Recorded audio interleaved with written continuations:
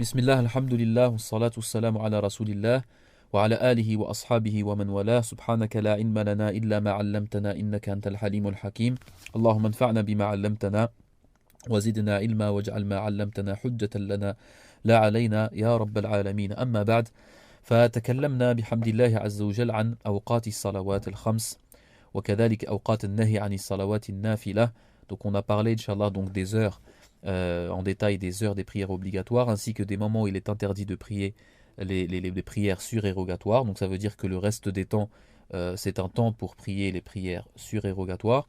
وطبعا لم يتكلم المؤلف رحمه الله عن العبادة التي شرعت لإعلام أو لإعلام دخول الوقت ولإعلام دخول الوقت. L'auteur n'a pas parlé de l'adoration qui a été légiférée dans l'islam pour connaître justement et pour montrer aux gens que l'heure de la prière est rentrée. وهو الأذان. Et c'est ce qu'on appelle الأذان, l'appel à la prière. الذي شرع في بعد الهجرة بقليل, qui a été légiféré un peu après الهجرة, l'hégire, حينما هاجر النبي صلى الله عليه وسلم إلى المدينة. والأذان هو في اللغة العربية هو الإعلام. Donc le mot adhan dans la langue arabe revient à l'i'lam, qui est le fait d'annoncer quelque chose. وأما في الاصطلاح فهو الإعلام بدخول الوقت بألفاظ مخصوصة. هو الإعلام بدخول الوقت بألفاظ مخصوصة. C'est le fait d'annoncer l'entrée de l'heure de la prière, le fait d'annoncer l'entrée de l'heure de la prière avec des phrases bien particulières, بألفاظ مخصوصة, qu'on va citer Inch'Allah Azza wa Jal.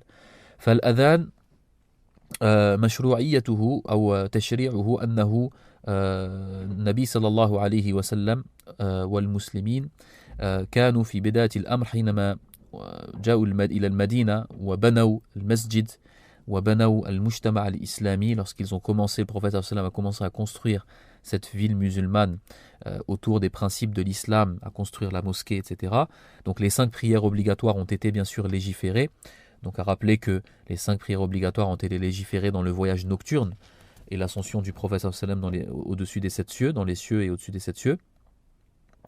Et ce voyage nocturne s'est fait fi khilaf bayn al-ulama, donc il y a une divergence connue entre les savants sur la date de ce voyage-là. Certains ont dit l'année 10 de l'Hijra, ça c'est la date la plus connue, l'année 10 de l'Hijra. Certains ont dit un peu plus tard. Mais dans tous les cas, c'est avant la hijra du prophète sallallahu alayhi wa sallam. Donc lorsque le prophète et les musulmans sont arrivés à Médine, les 5 prières étaient obligatoires, étaient légiférées déjà. Donc et les heures aussi bien sûr ont été légiférées, comme on a expliqué dans le hadith de Jibril.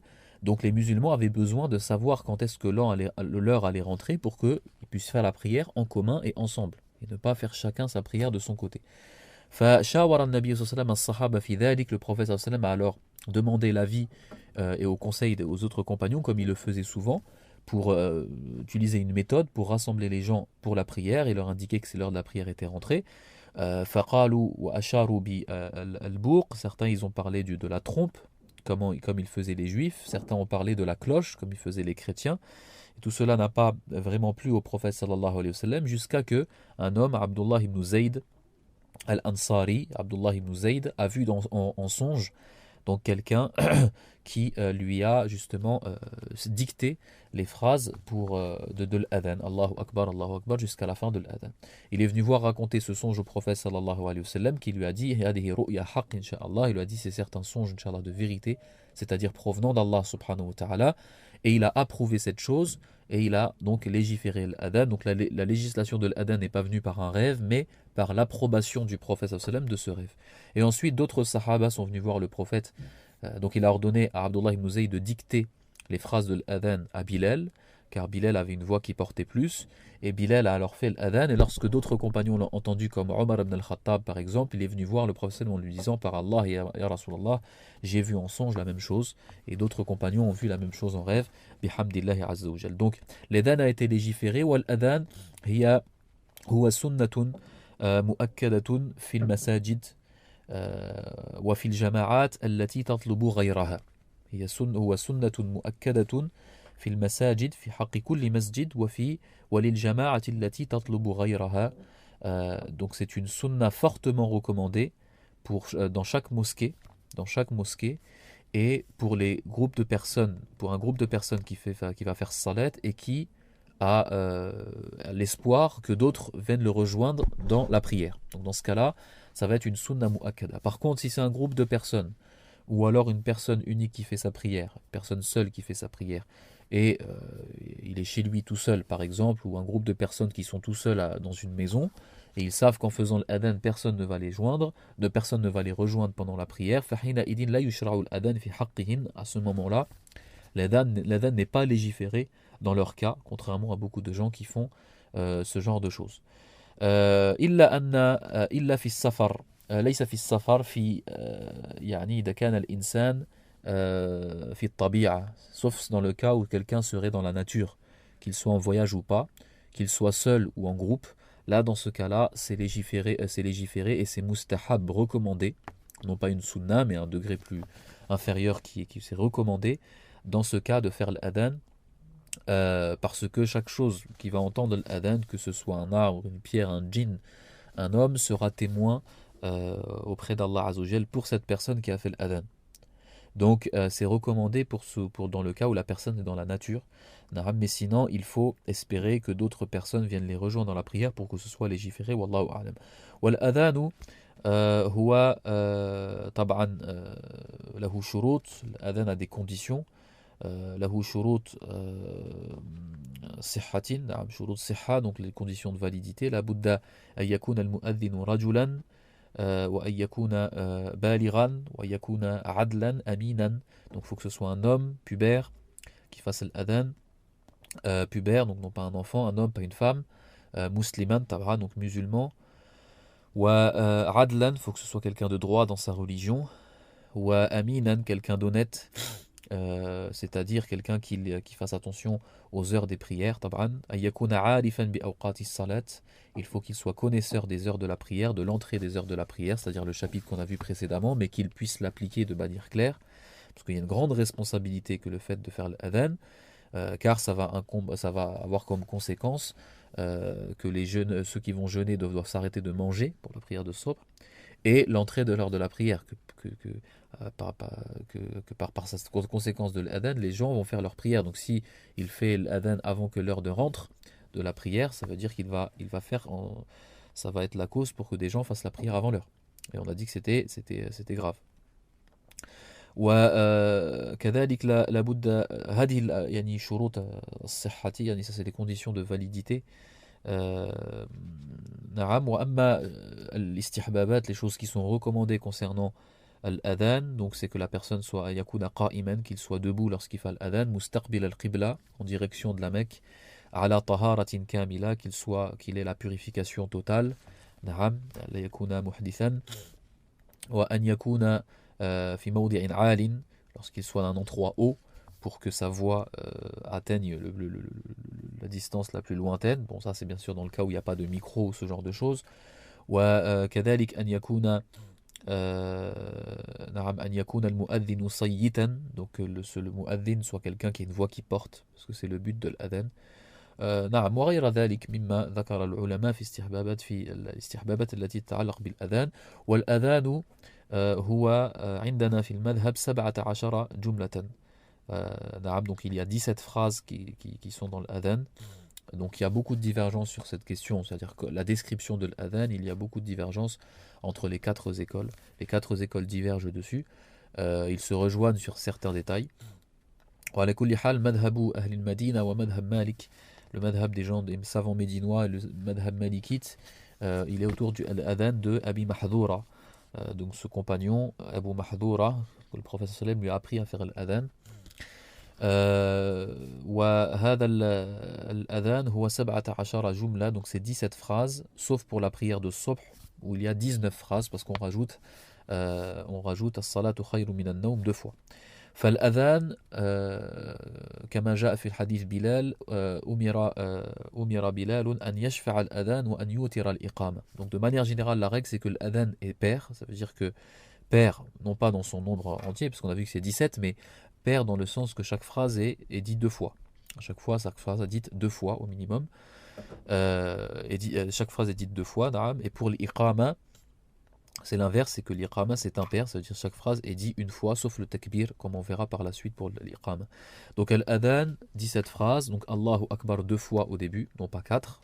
Dans le madhab de Malik c'est deux fois. Et ensuite, ash-shahadatan, ashhadu an la ilaha illallah, ashhadu an la ilaha illallah, ashhadu anna Muhammadan Rasulullah, ashhadu anna Muhammadan Rasulullah. Donc ça, ces quatre phrases, il les dit dans cet ordre-là, premièrement à voix silencieuse, ça veut dire de manière qu'il s'entende lui-même. Et ensuite, il va le dire à voix haute pour les gens. Donc c'est ce qu'on appelle le tarji'. Ce qu'on appelle le tarji', et c'est une sunna, c'est mashrour, c'est légiféré dans le madhab maliki et le madhab shafi'i. Donc ça veut dire qu'en fait, ça va être 8 phrases. Donc les deux shahada qu'il va dire deux fois, et qu'il dira le tout, après avoir dit les quatre, une autre fois à voix haute. Donc ça en fait 8 avec les deux premières, 10. Ensuite, hayya ala salat, hayya ala salah, hayya ala falah, hayya ala al-falah, donc ça en fait 14. Allahu Akbar deux fois. La ilaha illallah, on arrive donc à 17. هذا ما يتعلق بالأذان نعم وهذا كان يعني تكملة en réalité c'est un complément du chapitre de l'entrée des prières. ثم قال المؤلف رحمه الله فصل في شروط الصلاة. Il rentre dans le chapitre des conditions de la prière. Donc là bien sûr هي شروط الصحة. Ce sont les conditions de validité, non pas les conditions d'obligation. On a cité en réalité les conditions de validité, donc on va aller assez rapidement dessus, sauf qu'Inch'Allah on va s'étaler sur deux conditions de validité dont on n'a pas parlé de manière détaillée, Inch'Allah, c'est satrul awra, le fait de couvrir les parties intimes, ou istiqbalul qibla, le fait de s'orienter vers la qibla et vers la Kaaba. قال وشروط الصلاة طهارة الحدث وطهارة الخبث من البدن والثوب والمكان. Ça on en a parlé, c'est la purification, c'est les deux sortes de purification, donc il y a eu tout un chapitre là-dessus, tout ça a été une des conditions de validité de la prière. قال وستر العورة واستقبال القبلة. وستر العورة واستقبال القبلة, donc c'est les deux dont on va parler. وترك الكلام وترك الأفعال الكثيرة. Tarkul kalam wa tarkil af'al kathira, donc l'auteur les a cités ici dans les conditions de validité. En réalité, il aurait été plus judicieux de les citer plus haut dans les mawani'. En fait, c'est dans les choses qui empêchent la validité de la prière et non pas dans les conditions de la prière. Donc on revient dans la définition de ce que c'est un shart et ce que c'est un mani'. En réalité, le mani', dans le vocabulaire, l'istilah des savants des bases de la jurisprudence, c'est l'inverse de shart. Le mani', c'est quelque chose lorsqu'elle existe dans une adoration ou quelque chose, elle va empêcher la validité de cette adoration. Et lorsque, même si donc si cette chose existe, l'adoration ne va pas exister. Ash-shart, la condition, c'est l'inverse. C'est la condition, c'est une chose, si elle n'existe pas, si elle n'est pas là, si elle n'est pas existante, alors l'adoration ne sera pas existante. Donc, voilà, on peut le compter dans des deux cas. Donc, tarkul kalam, le fait de ne pas parler pendant la prière, wa tarkul af'al al-kathira, et le fait de ne pas faire des actions en dehors de la prière, comme sauter, courir, marcher, etc., manger, voilà, des actions qui ne font pas partir de la prière, d'en faire beaucoup, dans le cas voilà, de marcher, trop marcher, ou courir, ou sauter, ça bien sûr, ça va annuler la prière, mais ça on en reparlera, Inch'Allah, dans le chapitre des prosternations de l'oubli. قال وعورة الرجل, donc là il rentre, Inch'Allah, dans العورة. قال وعورة الرجل ما بين السرة إلى الركبة والمرأة كلها عورة ما عدا الوجه والكفين. Donc il a cité ces deux phrases, nous on va rentrer plus dans le détail. عورة الرجل ما بين السرة إلى الركبة. Donc les parties intimes de l'homme, il nous dit c'est entre le nombril et les genoux. Donc bien sûr là il nous parle des parties intimes par rapport à la prière, ce qu'on appelle عورة الصلاة. والمرأة كلها عورة ما عدا الوجه والكفين. Alors que la femme, dans ses parties intimes dans la prière, qu'elle se devra de cacher, c'est tout son corps, sauf son visage et ses mains. Donc pour entrer dans le détail, déjà premièrement, donc on a deux choses. On a l'homme et la femme, al-rajul ou al-mar'a, donc les parties intimes bien sûr vont différer. Et on a ce qu'on appelle awratus salat ou awratun nadar. On a ce qu'on appelle les parties intimes liées à la prière, ça veut dire les parties du corps qu'il faut absolument cacher lorsqu'on fait la prière. Et on a ce qu'on appelle awratun nadar, qui sont les parties intimes qu'on doit cacher des autres, qui sont cachées des autres, et c'est on va dire la base des parties intimes. Donc il faut savoir que dans le Coran, la plupart des versets qui ont été cités concernant les parties intimes à cacher, c'est par rapport à Awratun Nadar, c'est-à-dire c'est par rapport aux parties intimes qu'on cache des autres, comme dans le verset de l'hijab, le verset du voile dans Surat An-Nur, la Surat de la lumière, ou alors dans Surat Al-Ahzab, Surat des coalisés. Donc ça, c'est des versets où Allah subhanahu wa ta'ala a cité les différentes catégories d'hommes qui peuvent voir la femme, qui peuvent voir les parures de la femme. Donc On va citer ce que c'est, Inch'Allah, les parures de la femme. Illa ma dhahara minha, comme c'est venu dans le verset, illa ma dhahara minha, avec la divergence entre les sahaba, entre ceux qui ont expliqué le verset parmi les compagnons. Est-ce que ma dhahara minha, c'est le visage et les mains, ou alors c'est simplement un trou pour voir le chemin, donc pour ceux qui rendent obligatoire parmi les savants. Donc la divergence existe depuis les compagnons, hein, qui rendent obligatoire parmi les savants le fait de couvrir même le visage et les mains devant les hommes. Donc ça c'est par rapport à Awratun Nadar. Pour Awratus Salat, concernant les parties intimes à recouvrir dans la prière, taban c'est une obligation, bil ijma' il ulama. Donc c'est une obligation par consensus et unanimité des savants. Donc ça nous suffit qu'il y ait un ijma', parce que dans le Coran il n'y a qu'un verset qui pourrait montrer cela, qui montre cela, afwan, c'est qawluhu ta'ala fi surati al-A'raf, ya bani Adam khudhu zinatakum inda kulli masjid. Ô fils d'Adam, prenez, ça veut dire ornez-vous de vos parures, c'est-à-dire des meilleurs des vêtements, des plus beaux des vêtements, lorsque vous rentrez dans chaque mosquée, dans les différentes mosquées, inda kulli masjid. Fi sunna, dans la sunna du prophète sallallahu, bien sûr, il y a des hadiths, il y a pas mal de hadiths qui vont parler bien sûr de awratus salat, qui vont parler des parties intimes à cacher dans la prière. Donc nous, Inch'Allah, on va faire un résumé de tout cela. Donc on va commencer par al-rajul, par l'homme. Al-rajul, donc awratus salat ou awratun nadar. On va parler de awratus salat, on va parler de awratun nadar. Déjà, premièrement, donc on a dit c'est une obligation de couvrir les parties intimes. Ça c'est un ijma', c'est un consensus des savants musulmans là-dessus. Après, al-khilaf, la divergence, bien sûr, ça va être dans at-tafasil, dans les détails. D'accord? Donc dans les détails, il va avoir beaucoup de divergences entre les savants des 4 écoles sur cette question-là, les savants de la communauté. Qu'est-ce qui est considéré comme une partie intime? Est-ce que même si c'est considéré comme une partie intime, si c'est dévoilé, est-ce que ça va annuler la prière ou pas? C'est là où il va y avoir beaucoup de divergences. وعلى كل حال بالنسبة للرجل concernant l'homme فعورته في الصلاة comme il a dit le muallif rahimahullah, ça c'est parties intimes dans la prière ما بين السرة إلى الركبة السرة إلى الركبة entre le nombril et le genou. وأما ما يتعلق بالسرة والركبتين concernant le nombril et les genoux فالسرة فيها خلاف. Concernant le nombril, il y a divergence. وأما الركبتان فحكمهما حكم الفخذين. Et concernant les genoux, ça a le jugement auprès des ulama des cuisses. وسيأتي الكلام عن الفخذين, et on va parler par la suite le jugement concernant les cuisses. وأنه يكره كشفهما فالركبتان مثلهما. Donc concernant les cuisses, on va en parler, on va voir que c'est déconseillé de les dévoiler. فيستحب سترهما, donc c'est recommandé de les cacher pendant ce salat. Donc même chose pour les genoux. Ama bayna as-surra wa ar-rukba, en tout cas ce qu'il y a entre le nombril et les genoux, c'est-à-dire le bas du ventre, al-ana, le pubis, as-saw'atan, donc as-saw'atan, vraiment les parties intimes en tant que telles, ou al-fakhidan, et les cuisses. Donc tout ça concernant l'homme vont rentrer dans les parties intimes à cacher dans la prière.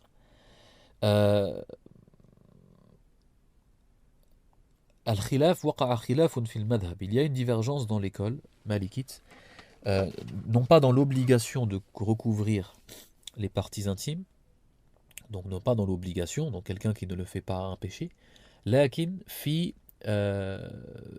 anna man yani alladhi la yasturu awratahu al-ghalidha yani al-mughallada laysa al-awra al-khafifa. Donc pour celui qui ne va pas recouvrir ces parties intimes qui sont fortes, c'est-à-dire les parties intimes qui ne sont pas excusées, contrairement aux parties intimes qu'on appelle al-awra al-khafifa, les parties intimes légères. On va citer ce que c'est, que ce soit pour l'homme ou pour la femme. Al-awra al-mughallada, celle qu'on appelle al-awra al-mughallada, les parties intimes qui sont fortes. Ces parties intimes-là, il lam yasturha al-abdu al-muslim al-rajul, si l'homme musulman ne les recouvre pas dans la prière, amdan, volontairement, contrairement à s'il ne les recouvrirait pas par oubli, nasiyan, ou ajzan, ou alors par incapacité ou par oubli, de les recouvrir. Là, dans ce cas-là, il n'y a pas de khilaf là-dessus. Le khilaf dans le madhab, la divergence, ça va être si quelqu'un ne les recouvre pas volontairement, il ne recouvre pas ses parties intimes qui sont graves et qui sont conséquentes et importantes. هل تبطل صلاته أم لا? Est-ce que sa prière va être invalide par cela ou pas? Donc il existe cette divergence dans le madhab. D'accord? Il existe cette divergence dans le madhab. والقول الصحيح, d'accord? القول الصحيح, la parole la plus authentique, Inch'Allah Azza wa Jal, c'est que la prière s'annule si les parties intimes graves et importantes ne sont pas couvertes de manière volontaire. D'accord? Ça, c'est la parole, Inch'Allah, la plus authentique dans le madhab. Et l'autre parole, na'am, est plus faible, malgré qu'elle existe. Na'am. Wallahu ta'ala alam. Amma in lam yasturha nisyanan aw ajzan. Maintenant, s'il ne la recouvre pas par oubli ou alors par incapacité, par exemple, il ne trouve pas d'autres vêtements et ce vêtement, par exemple, mathalan, il n'a qu'un seul vêtement, par exemple, et ce vêtement s'est troué, ou ce genre de choses, ou alors il n'a plus de vêtements, dans ce cas-là, il prie dénudé. Donc, dans ce genre de cas, tab'an, la prière est valide, bilachek sans doute là-dessus. C'est pour ça qu'on dit, comme on avait dit précédemment pour la consécutivité dans les ablutions, on en a parlé aussi pour d'autres choses, concernant les parties intimes, فهو واجب مع الذكر والقدرة. À chaque fois on dit ça, c'est une obligation lors du rappel et de la capacité, contrairement à l'oubli et à l'incapacité. Donc on en a parlé pour la purification, des impuretés, taharatul khabath, on en a parlé pour la consécutivité des ablutions, on a parlé de ça aussi maintenant pour satrul awra, et on va en parler Inch'Allah pour le fait de s'orienter vers la qibla. Pour tout ce genre de choses, après bien sûr il y a des divergences sur les détails, mais de manière générale, ce sont des obligations ma'ad dhikri wal qudra lors du rappel et de la capacité. Ça veut dire que de manière générale, lorsque tu oublies ou lorsque tu es incapable, c'est pardonné. Mais bon, après il faut rentrer dans le détail parce que c'est pas aussi simple. Donc, concernant l'awra, awratus salat, ce qui nous importe, c'est de voir qu'est-ce qui est une awra mughallada, qu'est-ce qui est une awra mukhaffafa. Awra mughallada, donc les parties intimes qui sont conséquentes et lourdes et graves à dévoiler. L'awra al-mukhaffafa, c'est le reste. Pour savoir qu'est-ce que, si la personne ne la recouvre pas volontairement, ça va annuler la prière ou pas. Selon la parole, Inch'Allah, la plus authentique, malgré qu'il y ait divergence sur la question. Les parties intimes qui sont graves et qui sont lourdes et qui sont graves à dévoiler concernant l'homme, c'est les parties intimes en tant que telles, c'est-à-dire al-dhakar, la verge, ou al-unthayan, les testicules, wa dubur, yani halqatu dubur, wa ma bayna al-ilyatayn, ainsi que l'endroit d'où sortent les excréments, ainsi que l'arrêt des fesses, c'est-à-dire ça c'est ce qu'il faut absolument pas que ce soit dévoilé. Ammal ilyatan, alors que le postérieur, les fesses, na'am al-ilyatan wa kadhalik al-'ana, ainsi que le pubis, hada laysa min al-'awra al-mughallada. D'accord? Hadani min al-'awrati al-mukhaffafa. Donc c'est deux choses, c'est-à-dire le postérieur et non pas ce qu'il y a entre les deux fesses. Wa kadhalik al-'ana, le pubis, min al-'awra al-mukhaffafa, ça fait partie des parties intimes légères. Parties intimes légères que si la personne les dévoile volontairement, la prière ne sera pas invalide. Alors tab'an, quand on dit que la prière n'est pas invalide, c'est-à-dire que la personne a dévoilé volontairement les parties intimes légères, ou alors que la personne a dévoilé les parties intimes graves, c'est-à-dire l'awra al-mughallada, ou alors l'awra al-mukhaffafa légère, de manière involontaire, que ce soit par oubli ou donc par exemple par oubli, que ce soit par quelque chose involontaire. Là, dans ce cas-là, dans ces trois cas, donc si c'est volontaire pour les parties intimes légères, ou si c'est involontaire par oubli pour les deux sortes de parties intimes. Dans tous les cas, pour ces trois cas-là, on dit que la prière est valide, tab'an, on dit que la prière sahiha, la prière est valide, lakin tustahabbul i'adatu fil waqt. Mais toujours, on dit que il est recommandé de refaire la prière dans l'heure. Il sera recommandé pour cette personne de refaire la prière dans l'heure. Donc fil awra al-mukhaffafa, concernant les parties intimes qui sont légères, c'est-à-dire le pubis au-dessus, ce qui est au-dessus des parties intimes, Naram wal iliyaten, le postérieur pour l'homme, si ça se dévoile, comme on a expliqué, il devra refaire la prière dans l'heure. Yu'id as-salat fil waqt istihbaban, et c'est recommandé. À chaque fois qu'on dit refaire la prière dans l'heure, c'est toujours recommandé, non pas obligatoire. Amma al-fakhidan, il nous reste en réalité Naram. Donc quand on dit l'ana, bien sûr, quand je dis le pubis, c'est aussi ce qui est au-dessus du pubis jusqu'au nombril, d'accord, jusqu'au nombril, et ce qui correspond en parallèle derrière au niveau du dos, ce qui est au-dessus du postérieur. Tout cela rentre, comme on a dit, fil awra al-mukhaffafa, dans les parties intimes légères. Il nous reste al-fakhidan, il nous reste les cuisses. Al-fakhidan, les cuisses, elles ne rentrent même pas dans la awra al-mukhaffafa, elles ne rentrent même pas dans les parties intimes qui sont légères. Elles ne rentrent même pas dans les parties intimes qui sont légères, c'est-à-dire que, comme il a dit, comme c'est connu dans le madhab maliki, dans le madhab, si un homme fait sa prière volontairement ou pas, les cuisses dénudées, ça bien sûr, ça va être déconseillé, mais s'il le fait, il n'aura même pas, ça veut dire, ce sera même pas recommandé dans son cas de refaire la prière dans l'heure. فلا يستحب في حقه أن يعيد الصلاة في الوقت. Si ses cuisses simplement sont dénudées. Donc ça c'est le tafsil dans cette question-là. Donc les cuisses en réalité ne rentrent même pas dans le awra al-mukhaffafa. Ça c'est concernant awratus salat. Tout ça bien sûr c'est concernant les parties intimes de la prière. فيما يتعلق بعورة النظر. Maintenant concernant les parties intimes de l'homme par rapport au regard, c'est-à-dire par rapport aux autres êtres humains et autres. Donc là, on va parler aussi bien sûr entre le nombril et les genoux. Toujours, ce sera entre le nombril et les genoux, mais il y aura d'autres choses quelquefois qui sont rajoutées. Donc, bayna surra wa rukba. Alors, en réalité, il faut diviser les personnes en catégories. Fa'awalan ar-rajul amam rajulin. Amam rajulin, un homme devant un autre homme. Donc, un homme devant un autre homme, qu'il soit musulman ou pas. Fal'awra bayna surra wa rukba. Donc, les parties intimes seront entre le nombril et les genoux. Et là, le nombril et les genoux sortent de cela. Ça veut dire que le nombril en tant que tel et les genoux en tant que tel, et ce qu'il y a derrière les genoux, ne rentrent pas dans les parties intimes et il peut les dévoiler. Entre le nombril et les genoux rentre dans la hawra qu'il ne faut pas dévoiler devant un autre homme. Amma al-fakhidan, sauf illa al-fakhidain, concernant les cuisses, fiha khilaf. Donc il y a une divergence entre les savants dessus. Certains savants disent que c'est haram aussi de dévoiler les cuisses, certains ils disent que c'est makrouh, que c'est déconseillé, et certains ils disent, Inch'Allah c'est la parole la plus connue dans le madhab, ou en tout cas celle qui a été choisie, c'est makrouh, que c'est déconseillé, illa lil khassa, c'est-à-dire sauf devant des proches parmi les hommes, quelqu'un par exemple avec qui il se sentirait à l'aise, comme ses frères, dont des amis proches, etc. Là, dans ce cas-là, c'est autorisé.